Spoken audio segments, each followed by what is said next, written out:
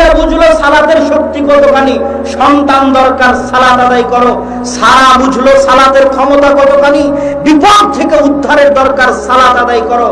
আর আমাদের মুরব্বী 5 ওয়াক্ত সালাতের মতো পাওয়ারফুল, ক্ষমতাশালী, বিশাল দোয়া, সবচেয়ে শক্তিশালী দোয়া, সবচেয়ে পাওয়ারফুল দোয়া, আল্লাহর নিকটে যাওয়ার সবচেয়ে শক্তিশালী, সবচেয়ে পাওয়ারফুল মাধ্যম। এই সালাত শেষ হওয়ার পরে মুরব্বিদের বলছে হুজুরে দোয়া করালো না। এর চেয়ে বড় অপমান সালাতের দুনিয়াতে আর কিছু হতে পারে না। এর চেয়ে বড় অপমান সালাতের, যে সালাতের অপমান, যে সালাত শেষ হয়ে গেল। পৃথিবীর সবচেয়ে বড় দোয়া, সবচেয়ে দামি দোয়া, মুহাম্মাদে বুঝলো এই দোয়া। বৃষ্টির দরকার, সালাত আদায় করো। সূর্যগ্রহণ থেকে বাঁচতে চাও, সালাত আদায় করো। মৃত ব্যক্তির জন্য দোয়া করতে চাও, সালাত আদায় করো।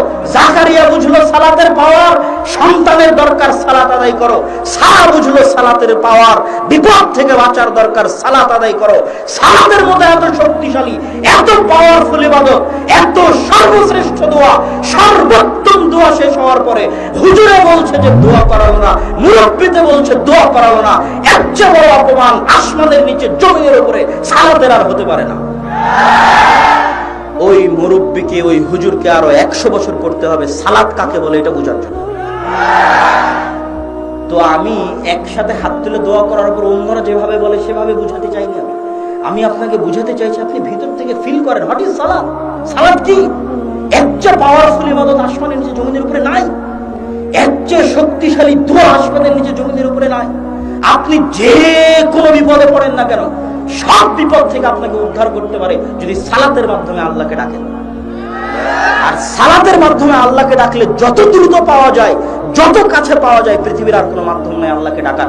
এর চেয়ে শক্তিশালী, এর চেয়ে পাওয়ারফুল। যেই দিন আপনি সালাত বুঝে যাবেন, সেই দিন আপনি বুঝবেন আল্লাহু আকবার বলে দোয়া শুরু হয়েছিল আর আসসালামু আলাইকুম বলে দোয়া শেষ হয়েছিল।